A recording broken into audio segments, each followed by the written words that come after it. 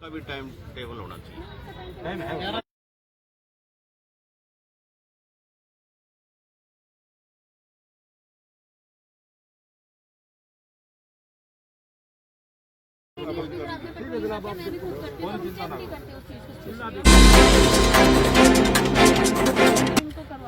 मैं एक चीज का और सुझाव देना चाह रहा था। एक आपका है ना, कोई नंबर जारी करो जिससे कि आम लोग कहीं भी कोई ऐसी शराब बिक्री है या शिक्षा बिक्री है आपको कॉल कर दे और उस नंबर का या उस व्यक्ति का कोई नाम सार्वजनिक ना हो, क्योंकि ऐसे लोग जो है ना दबंग लोग करते हैं ये काम, और हर आदमी इज्जतदार आदमी डरता है उनसे। और पता किसने लगेगा? खास करके आसपास वालों ने। आसपास वाला ही सोचेगा ले भी क्यों दुश्मनी बोलनी, और इसीलिए ये ज्यादा पनप रहे हैं। इस प्रकार की ऐसी कोई व्यवस्था बनाओ जिस पर आम आदमी को भी मतलब कि न्यू ओपन ना हो और काम भी हो जाए। और दूसरा एक और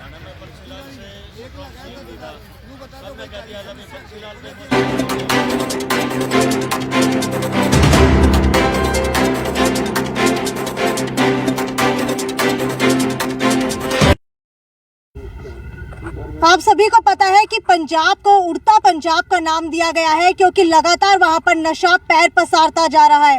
लेकिन उसी की तर्ज के ऊपर हरियाणा के अंदर भी इसी तरीके से नशा, चिट्टे की बात की जाए या अलग अलग प्रकार के नशे पैर पसारते जा रहे हैं। तो इसी को लेकर के आज आईपीएस उपासना यहाँ पर पहुंची है। इनसे जानने की कोशिश करेंगे कि जो ये अभियान नशे को लेकर के चला रही है वो आखिरकार किस रूप के अंदर चला रही है और वो कितना सार्थक आने वाले दिनों के अंदर साबित होने वाला है। मैडम, आपसे जानना चाहूंगी कि आप नशे का अभियान लगातार चला रही हैं।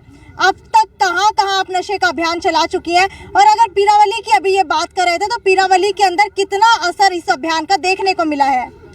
जी, ये अभियान अभी पुलिस समय समय पर चलाती जाती है। अभी फिलहाल आईजी सर हैं, उन्होंने स्पेशल इस बात पे ध्यान दिया है कि पूरे डिस्ट्रिक्ट में, पूरे इवन रेंज में जो अभियान है, नशा मुक्ति अभियान है, ये चलाया जाए। तो आईजी सर ने स्पेशल कुछ पॉकेट सेलेक्ट किए हैं जहाँ पे हमारा नशा का थोड़ा सा असर ज़्यादा है। तो यहाँ पे हमारे जो एचटीएम में ये एरिया भी था जहाँ पे नशा थोड़ा ज़्यादा इसका प्रभाव है, हमारे यूथ में भी ज़्यादा प्रभाव हो रहा है, तो जिसकी वजह से हमने इस एरिया को चुना है। तो इसमें क्या है कि मोस्टली जो हमारा टारगेट, पुलिस दो तरीके से काम कर रही है। एक तो इन्फोर्समेंट का, जिसमें हम क्या है जो भी नशा बेचते हैं उनको पकड़ रहे हैं। उसके साथ साथ दूसरा पुलिस ये है कि उनको जागरूक, यूथ है उसको जागरूक करने के लिए और साथ में काम कर रही है, क्योंकि हमें पता है कि जब दोनों तरीकों को साथ में काम करना पड़ेगा। हमारे यूथ है वो पहले नशे के लिए मना करेंगे और हम जो भी नशा बेच रहे हैं उसको पकड़ेंगे, तो दोनों कड़ियाँ साथ में काम करेगी, तभी हम इसको, जो समाज है उसको नशा मुक्त बना पाएंगे। तो नशे को रोकने के लिए किस किस तरीके के प्रयास आपकी जो पुलिस टीम है वो कर रही है? इसके लिए हमारे में एक तो सारी सीआईए जो टीम्स हैं, उसके अलावा हमारी नार्कोटिक टीम स्पेशल डिजाइन कर रखी है, वो इसी काम के लिए है कि जो भी नशा बेचता है उसको पकड़ा जाए। तो एक तो हमारा इन्फोर्समेंट लेवल पे काम कर रहे हैं कि जो इस तरीके की एक्टिविटी कर रहे हैं उनको पकड़ें। उसके साथ साथ हमने दूसरी मुहिम ये स्टार्ट की है कि जो बच्चों में या यूथ में जो जागरूकता लाई जाए। तो पुलिस दोनों फ्रंट पे काम कर रही है। तो इसी हिसाब से हमने यहाँ पे सुबह में 2 स्कूलों में भी प्रोग्राम किया था, क्योंकि यूथ है वो सबसे ज़्यादा, जो स्कूल के बच्चे हैं वो सबसे ज़्यादा अफेक्ट हो रहे हैं, हमारे यूथ हो रहे हैं। तो उसी कड़ी में हम लोग, जैसे मैं यहाँ पे कर रही हूँ तो सभी डीएसपीज हैं अलग अलग जगह पे इस तरीके के कार्यक्रम कर रहे हैं, एसएचओज अपने लेवल पे कार्यक्रम कर रहे हैं। उपासना जी, अगर बात की जाए हरियाणा की, तो जो लगभग नशा है वो रात को ही आता है। तो क्या लगता है कि रात को अगर ट्रैफिक के ऊपर कंट्रोल किया जाए, अगर पुलिस ज़्यादा सतर्क रहे, तो इस नशे को ज़्यादा से ज़्यादा रोका जा सकता है? जी, इसके लिए हमें जैसे भी इन्फॉर्मेशन मिलती है, कहीं से भी इन्फॉर्मेशन मिलती है, तो पुलिस है वो तुरंत कार्रवाई करती है। वहीं पे जाके उसको पकड़ने की, व्हीकल्स की चेकिंग करते हैं। स्पेशल इसके लिए डीजी सर की तरफ से night domination, special night domination होता है, जिस दिन हम पूरे जो व्हीकल्स होते हैं नाइट में 10 to 4 o'clock है, हम पूरे व्हीकल्स को चेक करते हैं। तो इस हिसाब से इसके लिए मतलब हर महीने में, वीकली जब भी इंफॉर्मेशन होती है, हर के हिसाब से हम लोग तुरंत कार्रवाई कर रहे हैं। ठीक है, आने वाले दिनों के अंदर नशा रोकने के लिए आपकी तरफ से क्या क्या प्रयास और किए जाने वाले हैं?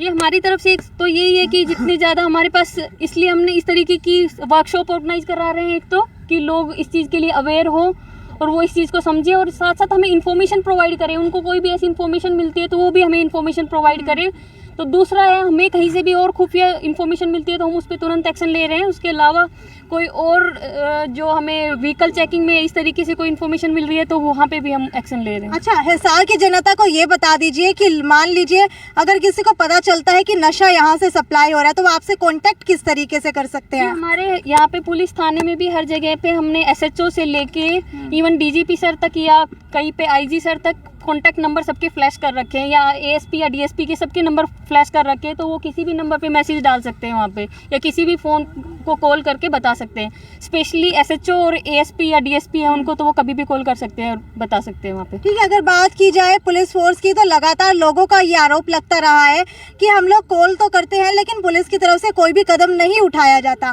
तो इसको लेकर के आपकी क्या राय है?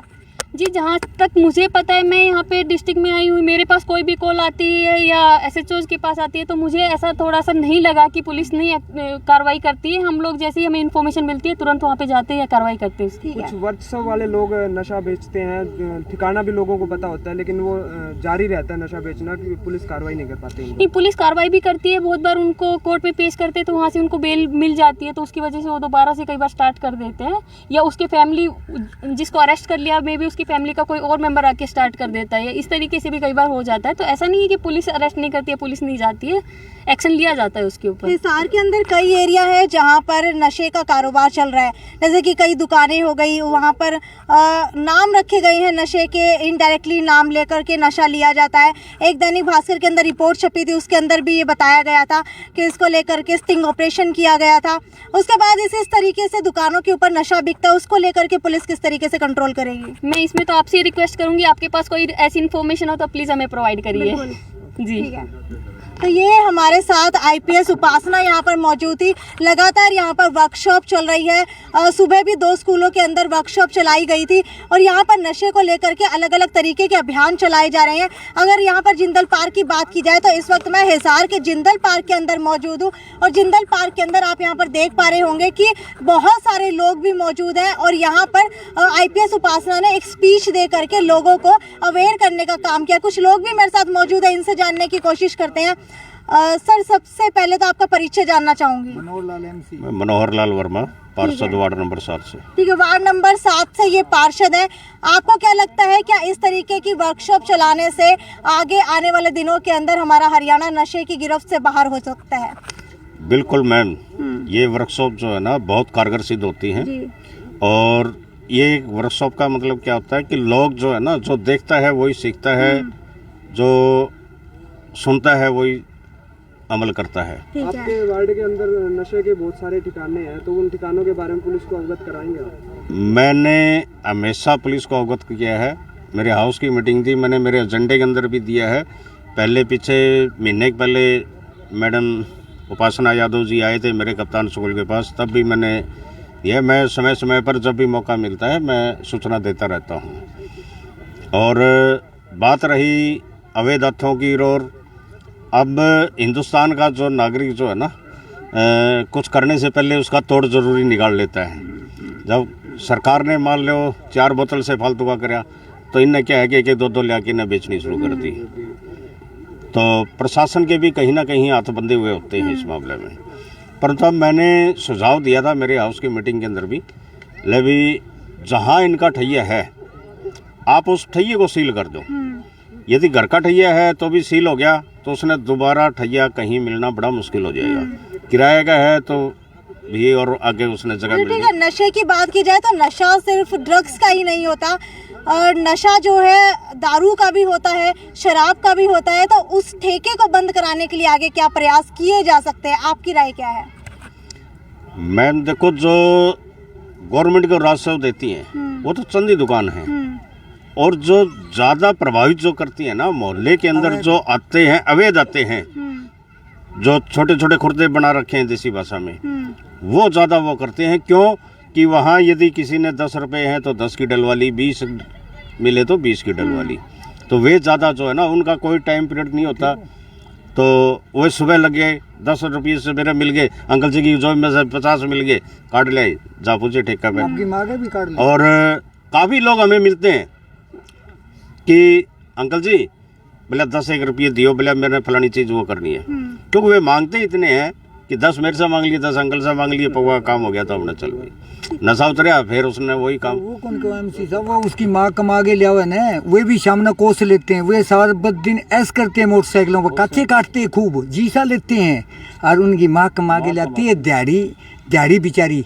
और यूँ कहते हैं एएसपी साहब उपासना बहुत बढ़िया बोले, अच्छे है सुझाव, लेकिन हम उन गहराई से बताते हैं कि उनके माँ बाप जो नशेड़ी है उन बच्चों से इतना डरते हैं कि रात कहाँ बिताऊं मैं, वो मैं घर बता दूंगा, आप मैडम जाइए, मैं बताऊंगा आपको घर के बच्चा सारा दिन मोटरसाइकिल पे ऐसे बहुत कहाँ से तेल के पैसे आते हैं, वो कोई काम नहीं करता, शाम को उसको नशे के लिए भी चाहिए।